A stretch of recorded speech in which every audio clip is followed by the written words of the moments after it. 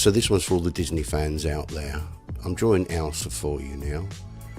Going to be colouring her in as well. Also get rid of the nose and then re-put it in the right place now. So there's the jawline, the hair. There's lots of flowing hair now, so because this is the young Elsa rather than the old one, when she becomes more mature and her hair's in a very different sort of way.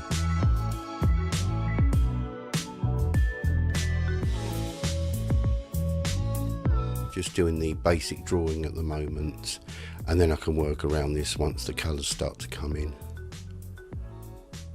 And this wonderful robe that she has. This has got to be one of the most popular Disney princesses over the last few years.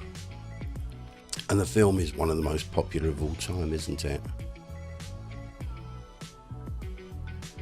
People are either singing the songs or they're wanting to sing the songs, and they did a second one of it, didn't they? Well, obviously, like a lot of things, it's not as good as the first one, but the first one was phenomenal, wasn't it? So I'm putting on a very light pink foundation here, sort of a flesh tone type of colour. I'm not normally very good with hands, they aren't too bad this time. And you sort of build it up with a little bit more, filling in the tooth of the paper. It's quite a reasonable, I think this is a mixed media paper that I've got here now that I'm working on. And I think I got this one from Hobbycraft, if I'm not mistaken. I think so anyway. But a little bit more, it does look a little bit strange at the moment putting this on, but I suppose it's the same as all ladies putting on makeup when they do things, they work on their foundations. This will blend in. There will be a blending pencil used in here and a water brush very shortly.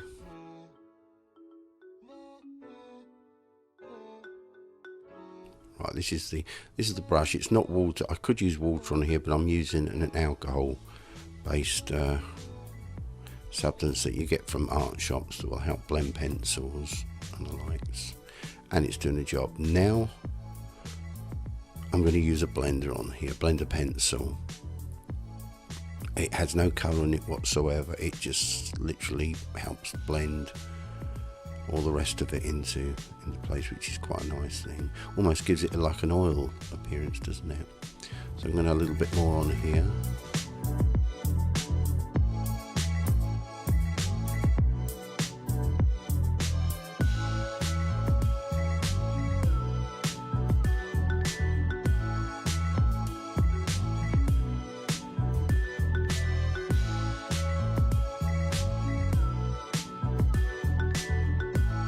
It'll all start to make sense as it starts to come together. It's quite surprising what you can and can't do when using any colours, even black and everything. You can go over faintly to begin with and go over again and again and again and again, but once you've gone over very, very thickly with something, it's very difficult to erase or to get rid of. So it's worth doing the build up. Blue eyes there. It's not quite as blue as I wanted it to be. Again, that's probably thanks to the graphite pencil. It's okay. I'm going to be careful with the lips here because I can overdo these sometimes, but that doesn't look too bad there. So that's about right. I'm also using an eraser pencil. It's like an eraser in a pencil. You can actually sharpen it to a point and it'll get a bit more finer detail. Then you can actually use that to get rid of parts as a tool for a visual effect as well. Not just simply to get rid of areas, but for a visual effect. So we're just filling in all the gaps here that look a little bit odd.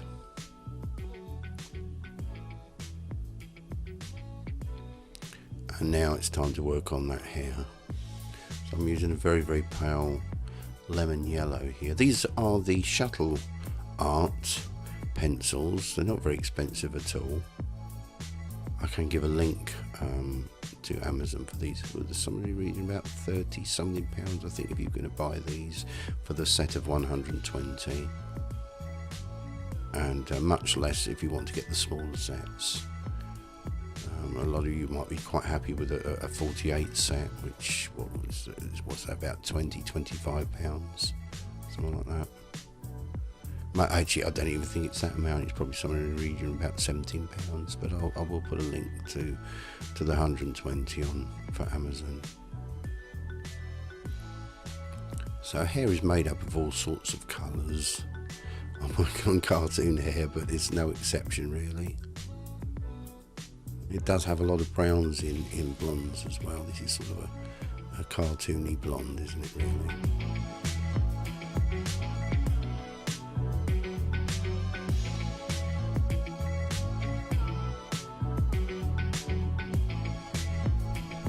And using the eraser again, the eraser pencil, just to give a few sort of blonde highlights there.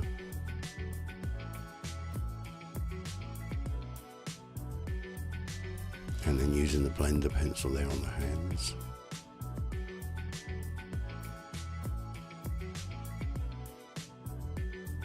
I'm forever brushing off the surface because it does leave a lot of residue behind from the pencils as well. Now working on the dress. It's a blue dress. I think the traditional dress that she wears is a blue dress anyway. And just basically fill in the gaps. It just looks like normal. Keep your pencil one way. Don't twist it when doing any colouring in. I know a lot of people that do this will know that anyway, but people that don't, that just sort of pick up pens, sometimes you twist them around and then you get those nasty streaks. But you can build up, just build up in layers. Some people are going to do this far, far better than me.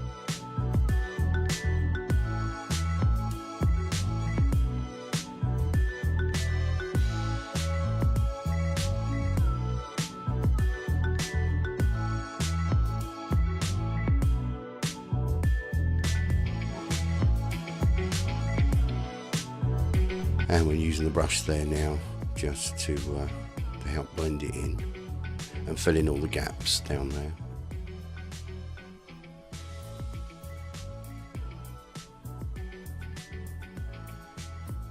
And the blender pencil as well. Obviously it dries quite quickly as well, the alcohol.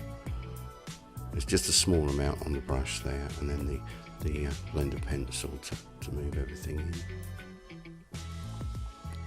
Darker blue here now, which is, again, it's going to be blended in, so after you've done each one it's worth just blending the parts in.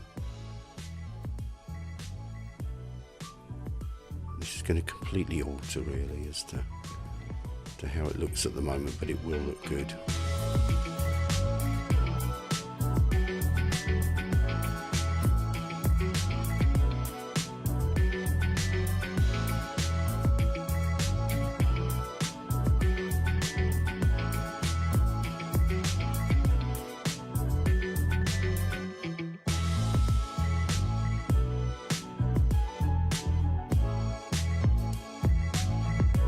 And the cloak now. So I'm gonna give it a sort of a purpley, pinky, sort of mauvey colour here, just filling all the gaps at the moment.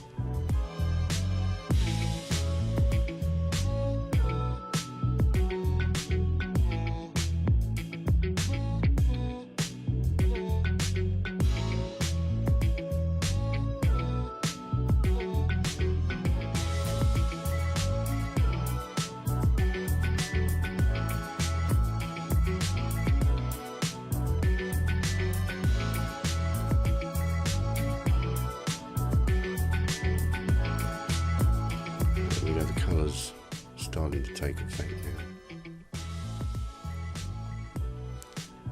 The good old blender pencils, you can get those all over the place. They have no colour in them whatsoever. They are a tool that is designed for that very reason. As you can see, it blended it beautifully in there now.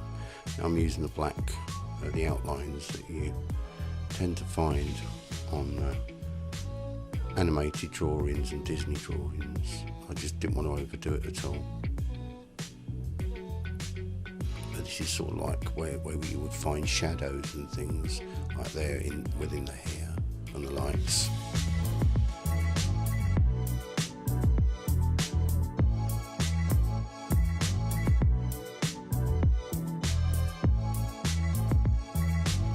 kind of working with a general flow here on here and just seeing where it goes, and then just adding all the time. Again, the blender pencil is doing a wonderful job there of there's various ways of blending in these colours, but these are Shuttle Art. They're not very expensive at all, and they're a very, very good pencil, I must say. I think they're as good as all the others.